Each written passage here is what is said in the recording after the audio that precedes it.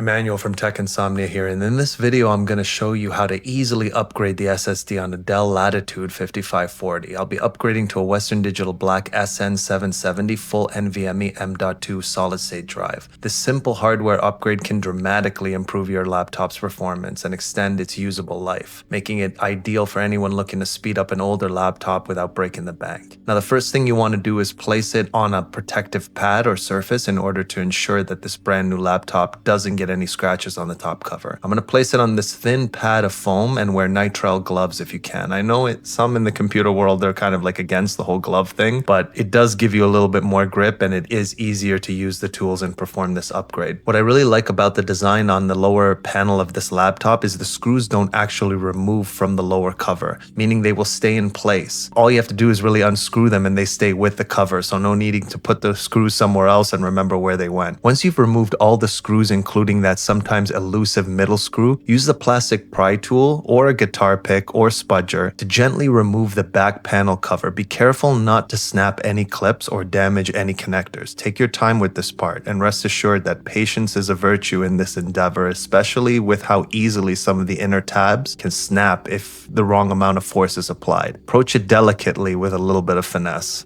Once inside, disconnect the battery first to prevent accidental damage and locate the SSD slot. Carefully remove the screw holding it in place and gently pull out the existing SSD.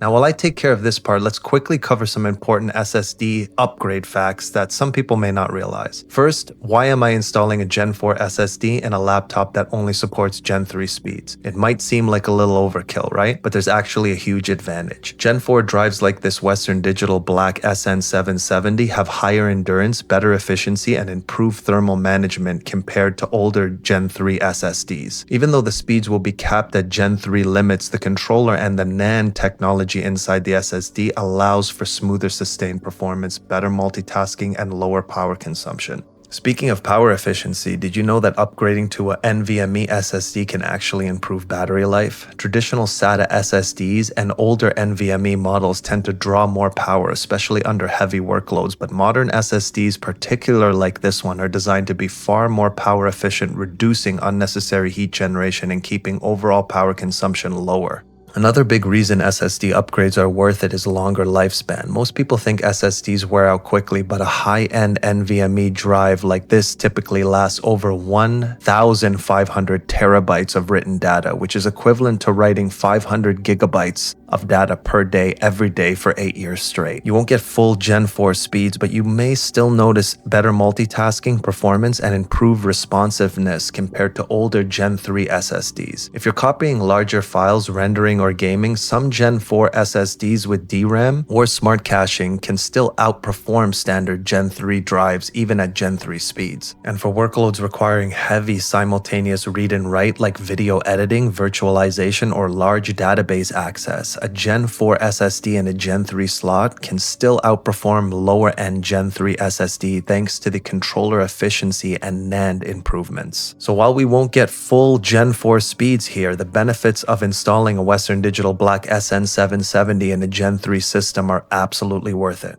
With the laptop open, this is the perfect time to do a little preventative maintenance. Dust buildup around the CPU fan and vents can severely impact cooling, leading to thermal throttling and slower performance over time. A laptop running too hot doesn't just slow down, it can also shorten the lifespan of key components like the CPU, the SSD, and other components within the computer. To prevent this, use compressed air or a soft brush attachment to gently clear out the accumulated dust. Pay close attention to cooling vents and fan blades, as even a tiny layer of dust can restrict airflow. This simple step can significantly improve cooling efficiency and overall system longevity. Now let's locate the SSD. It's easy to identify. It's a small rectangular chip secured by a single screw, typically near the Wi-Fi card or battery. Carefully remove the screw, then lift and slide out the existing SSD. Be gentle, avoid bending the connector pins or applying excessive force.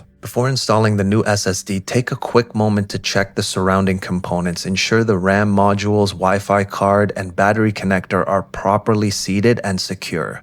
This is a great preventative step to avoid future connectivity issues or having to open the computer up again. Now align the new SSD at a slight angle and insert it into the slot. make sure it's fully seated, then gently press it flat and secure it with the screw. Don't over tighten, just snug enough to hold it in place. Extra tip, if your SSD comes with a heat spreader or thermal pad, this can help remove the heat from the SSD more efficiently, reducing thermal throttling and improving long-term performance. With the SSD now installed, it's time to reassemble the laptop. First, connect the battery. This is crucial before closing everything back up. Then replace the bottom panel and tighten the screws evenly. Don't over tighten, as this can damage the screw threads or even crack the casing. Finally, do a quick final check. Make sure everything looks fully aligned, seated properly, and fully secured. Now it's time to power up the laptop and test the upgrade. Once you boot the computer for the first time, I highly recommend entering the BIOS in order to confirm the presence of the SSD. See that the computer is actually initializing the SSD and it's available as a boot device. Then you want to install Windows via full UEFI method. You can check on Google on how to do this. And once Windows is installed, I highly recommend downloading a program called Crystal Disk, which will show you the health of the SSD as well as the operating temperature. And you can kind of keep an eye on these temps. Another really good program to try is Core Temp, which will show you the CPU temperature. So you can kind of, compare the differences in temperature between your CPU and your SSD. Another really good program you could try is called Crystal Disk Mark, which will show you the read and write sequential speed of your newly installed SSD, so you know for a fact what maximum read-write potential speeds you can gauge, or even if you just want to make sure you're getting the most out of the premium equipment that you paid for. Because let's face it, you go and you buy a premium SSD like this one, and you're not getting the maximum potential read-write speed that your computer can internally support, it would be a shame and kind of a waste of the technology, in my opinion. If it's a Western Digital Black SSD, I highly recommend installing Western Digital Dashboard, which now has actually become SanDisk Dashboard. But if you type in WD Dashboard download into Google, you'll see a couple download links which will allow you to install the program. And from there, you can check for firmware updates and just make sure your newly installed SSD is working up to speed and up to par. Now, this only applies for WD products, but if it's, let's say, a Samsung SSD, you would use Samsung Magician. Really hope this quick SSD upgrade was informative and able to give you a hand in doing this. On a side note, I just want to thank my audience for your continued comments and support. You're really helping me grow the channel and I appreciate it wholeheartedly. If you're into these kinds of tech upgrade videos that are guided tutorials, hit that like and sub button and I'll be sure to post more content moving forward. Once again, really appreciate the support and I'll see you guys in the next one.